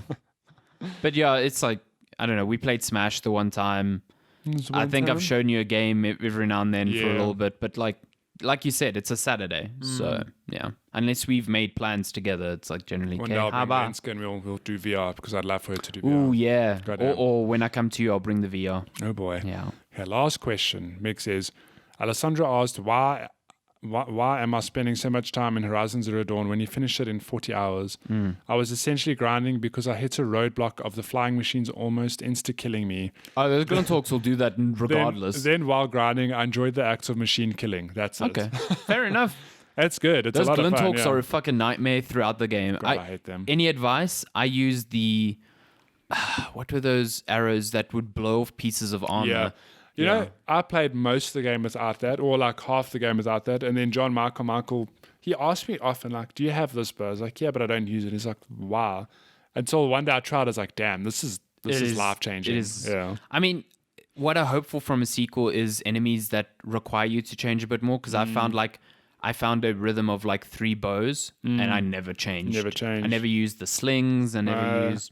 So I used to use that, like, I think it was like a concussion arrow or whatever, knock off the armor, then pelt the ice chest with the ice arrows. Yeah. It makes that satisfying sound. That like it sounds like breaking glass almost, yeah. My brother's playing it now, so if you're listening, remember, use that bow with the good... Glintalks. Glintalks were always a pain in the ass. Yeah, like, I think there's the one... you know, there were those combat challenges around there. Yeah. That was just focused on Glintalks, and I hated. You're like, no. Yeah. Did you get the platinum in Horizon? Mm-hmm. One of the only games I've played. Okay, I'm not going to say, but there's a end game suit. It feels like it breaks the game. I don't like it. I don't like it at all. I don't mind it because in the expansion they broke you get it immediately. No, but they broke it. It's like there was it didn't work. There was like some catch or something that like balanced it out. But it's also like if you start because I started the expansion for some reason. I started it like I think because I was reviewing it, so I needed to see how it worked. Like, because you can just jump to the expansion and it'll level you up for the expansion, and it just gives you that suit. What? Like, after all my hard work. Yeah, exactly. I was like, that's a bit strange, but okay. Oh, and that's good game. That's all the questions. We're done. If you want to send us questions at Checkpoint Chat on Instagram and Twitter, you can email us checkpointchatpodcast@gmail.com. You can find us on Facebook, facebook.com/checkpointchat. We've also got a TikTok with no videos. I haven't made a TikTok in a while. TikTok. That reminds me of Watchmen again. TikTok, wow. They're always saying TikTok. I do that. Because it's like time. Okay. And stuff. You know what it's time for as well? Time to go home. Time to get out of my fucking house. Get out of here. Goodbye. Thank you for listening so much. Thanks, guys. It's been episode 89. By this time next week, we would have played Ori and the Will of the Wisps. It's so good. I'm so excited. Can't believe it. Yeah, oh my God. So excited. Also, the Formula 1 is back next weekend. So excited. No one cares. Oh. Wow. Get out of my house. Fine, I'm leaving. Goodbye. Thank you so much for listening. We'll see you next week. Bye.